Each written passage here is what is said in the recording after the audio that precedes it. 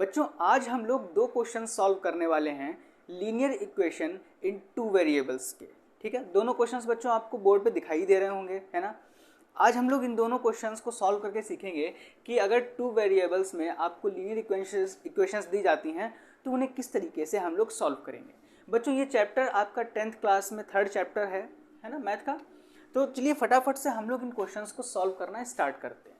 देखिए बच्चों, जो linear equation in two variables हैं इनको सॉल्व करना बहुत ही आसान है। इस तरीके से आपको कोई भी दो इक्वेशंस दे दी जाती हैं और इसमें आपको सॉल्व करने का मतलब ये है कि आपको x और y की वैल्यू अलग अलग फाइंड करनी है ना। आपको x और y फाइंड करके बताने हैं क्या है। तो चलिए हम लोग फटाफट से इन्हें सॉल्व करते हैं और समझते हैं कि कैसे होंगे। देखिए फर्स्ट वाली दी गई है x + y = 14, सेकेंड वाली दी गई है x - y = 4, है ना। सबसे पहला काम हम ये करते हैं, दोनों ही बहुत ही सिंपल इक्वेशंस हैं। x के साथ में जो भी नंबर है वो 1 है ना, x + y सिंगल ही है। तो हम क्या करते हैं, फर्स्ट वाली इक्वेशन या सेकंड वाली इक्वेशन जो आपको सही लगती है उस इक्वेशन में किसी भी एक वेरिएबल की वैल्यू फाइंड कर लेते हैं। जैसे कि करके देखते हैं। जैसे ये फर्स्ट वाली इक्वेशन है, इसको इक्वेशन 1 बनाते हैं, इसको इक्वेशन 2 बनाते हैं और यहाँ पर लिखते हैं फ्रॉम इक्वेशन 1। ठीक, अब फ्रॉम इक्वेशन 1 लिखने के बाद में हम लोग यहाँ पे इक्वेशन नोट करेंगे x + y = 14। तो इस इक्वेशन में अगर हम x की वैल्यू फाइंड करना चाहें तो x की वैल्यू इस इक्वेशन के अकॉर्डिंग क्या हो जाएगी, इस इक्वेशन के अकॉर्डिंग 14 - y, है ना। x = 14 - y। अब इसको हम क्या करें, x = 14 - y हम लोग इस वाली इक्वेशन सेकेंड इक्वेशन में पुट कर देते हैं। हमें दोनों इक्वेशंस का यूज़ करना है ना, इसीलिए हम ऐसा कर रहे हैं कि x की वैल्यू को अब सेकेंड वाली इक्वेशन में पुट कर देंगे। तो लिख देंगे x = 14 - y putting in equation 2, putting in equation 2, है ना। सेकेंड इक्वेशन में x = 14 - y रखेंगे। चलिए पुट कर देते हैं। तो ये हो जाएगा 14 - y और फिर से -y = 4, है ना। ये 14 पॉजिटिव हैं, इस तरफ जाएंगे तो -14 हो जाएंगे, है ना। 4 - 14 हो जाएगा और -y मिलकर के बना देंगे -2y = अभी जो पॉजिटिव 14 है इस तरफ आएगा माइनस का हो जाएगा, माइनस का ऐसे 4 - 14 हो जाएगा, है ना। अब क्या करें, इस माइनस के 2y को इसके अपॉन में भेज दिया जाए। चलिए तो y = क्या आएगा, अच्छा 14 से 4 माइनस करेंगे तो हमारा कितना बचेगा, -10 बचेगा और -2 यहाँ अपॉन में आ गए। माइनस साइन से माइनस साइन कैंसिल हो जाएगा, 2 से 10 को कैंसिल कर दिया तो हमारा आंसर आ गया y = 5। ठीक है ना। अब ये जो y = 5 आया है, अब आप इसको चाहें फर्स्ट इक्वेशन में पुट कर दीजिए या सेकंड इक्वेशन में पुट कर दीजिए, आपको x की वैल्यू मिल जाएगी, है ना। तो यहाँ पे लिख देते हैं y = 5। हम लोग फर्स्ट वाली में रख करके देखते हैं ना, y = 5 पुटिंग इन 1,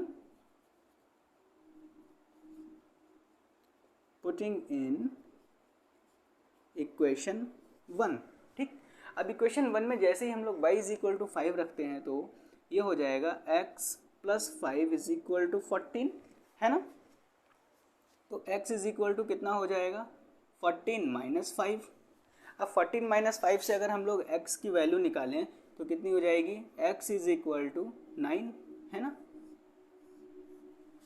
x = 9 और हमारा ये छोटा सा क्वेश्चन सॉल्व हो गया।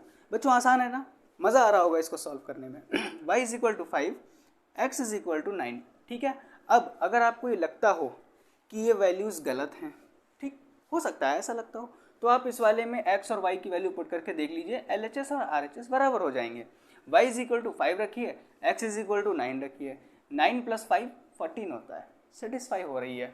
सेकंड वाले में देखिए 9 - 5 करेंगे तो +4 आ रहा है, ये भी सेटिस्फाई हो रही है। इसका मतलब x और y की वैल्यू हमारी बिल्कुल ही ठीक है। चलिए टाइम नहीं वेस्ट करते हैं और अगले सवाल की तरफ फटाफट से बढ़ते हैं। जैसे बच्चों हम लोगों ने ये वाला सवाल लगाया था, स्क्रीनशॉट लेना चाहो आप इसका ले सकते हो, ठीक है। वैसे ही सेम हम लोग सेकंड क्वेश्चन भी लगाएंगे बिना किसी रुकावट के। फटाफट से लगाते हैं। फ्रॉम इक्वेशन 1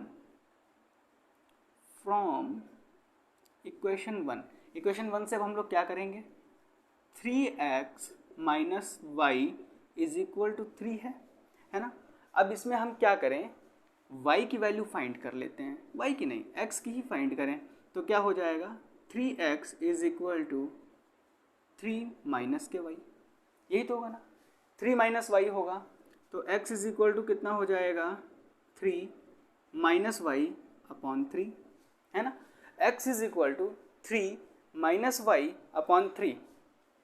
अब क्या करेंगे, ये वैल्यू हम लोग पुट कर दें, ये इक्वेशन 1 है, ये इक्वेशन 2 है, ठीक है।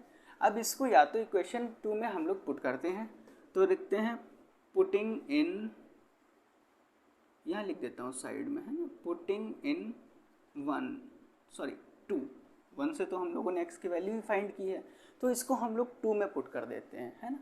2 में जैसे ही हम लोग x इज इक्वल टू इतना रखेंगे तो यहाँ पे हो जाएगा 9 के बाद में x की वैल्यू रखते हैं तो हो जाएगा 3 माइनस वाई अपॉन 3 है ना।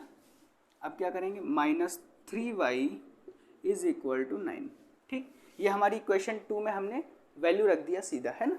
अब क्या करो, देखो यहाँ पे 9 है, यहाँ पे 3 है, तो 3 के टेबल में 9 आता है, हम लोग कॉमन ले लेते हैं 3 को, और 3 को कॉमन ले करके 9 की अपॉन में भेज देते हैं। तो यहाँ क्या बचेगा, 3 इंटू 3 माइनस वाई अपॉन 3, ठीक, यही तो बचना है ना। माइनस यहाँ से 3 तो गायब हो गया, तो बचेगा y इज इक्वल टू 3। या इसको आप ऐसे भी कह सकते हैं कि हमने पूरी इक्वेशन को 3 से डिवाइड कर दिया, है ना। ये कैसे किया, यहाँ पर लिख लेते हैं y divide by dividing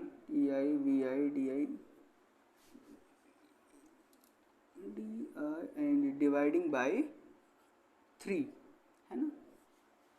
dividing by 3, जब हमने 3 से इस पूरी इक्वेशन को डिवाइड किया तो हमें ये मिला, ठीक। अब क्या करें, इस 3 से ये 3 कैंसिल हो जाएगा, तो यहाँ पर क्या बचता है, 3 माइनस वाई, और minus y is equal to 3 है ना, यही बचेगा। अब ये पॉजिटिव 3 ये रहे, पॉजिटिव 3 ये रहे, इक्वल के साइन के दोनों तरफ अगर पॉजिटिव वैल्यूज़ हैं और वो आपस में कैंसिल हो रही हैं तो हम उन्हें कैंसिल कर देते हैं। तो ये पॉजिटिव 3 इधर जाएगा, माइनस का 3 होगा, तब भी कट के 0 होना है ना। तो हम लोग ऐसे ही समझ लेते हैं कि हमने इधर से पॉजिटिव और इधर से पॉजिटिव 3 उड़ा दिए। माइनस वाई हो जाएंगे माइनस के 2y इज इक्वल टू कितना हो गया, 0। अब जब माइनस के 2y इज इक्वल टू 0 हो गए, अब ये माइनस के 2y से जब माइनस का 2 उस तरफ भेजेंगे तो ये भी तो 0 हो जाएगा ना, तो y इज इक्वल टू 0 आएगा यहाँ से, है ना। y is equal to 0। अब इसको क्या करें, पुटिंग इन 1 कर देते हैं, पुटिंग इन इक्वेशन 1। हमने यही काम तो इसमें भी किया था ना बच्चों, पहले y की वैल्यू फाइंड की, फिर इक्वेशन फर्स्ट में पुट किया और हमें x की वैल्यू मिल गई।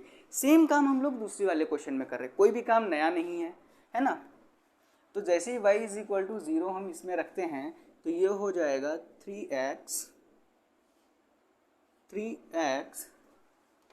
और माइनस y है, तो 3x minus 0 is equal to 3 है ना। 3x minus 0 is equal to 3, तो x इज इक्वल टू हो जाएगा 3/3, और ये हमारा आंसर बन जाएगा x इज इक्वल टू 1। 3/3 1 हो जाता है ना, और ये x इज इक्वल टू 1 आ गया। अब अगर बच्चों ये लग रहा हो कि ये x इज इक्वल टू 1 और y is equal to 0 equation को सेटिस्फाई कर रहे हैं या नहीं, तो इसको भी चेक कर लिया जाए। 3x माइनस वाई है, यहाँ पर x की जगह पर हम लोग 1 रखते हैं तो 3 1 जा 3 हो जाता है, और y की जगह पे 0 रखा तो 0 हो गया। अब देखो 3 is equal to 3, equation satisfy.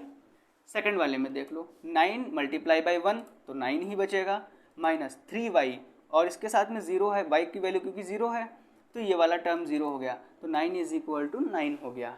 इस तरीके से हम लोग ये भी चेक कर सकते हैं कि हमारे जो वैल्यूज़ आई हैं वो ठीक हैं या नहीं है ना बच्चों। तो उम्मीद करता हूँ बच्चों ये दोनों क्वेश्चंस आपको समझ में आए होंगे। अगर समझ में ना आए हों तो आप हमें कमेंट करके बताएं, हम लोग इसी से रिलेटेड और ढेर सारे क्वेश्चंस को करेंगे ताकि ये टॉपिक आपको अच्छे से क्लियर हो जाए, है ना बच्चों।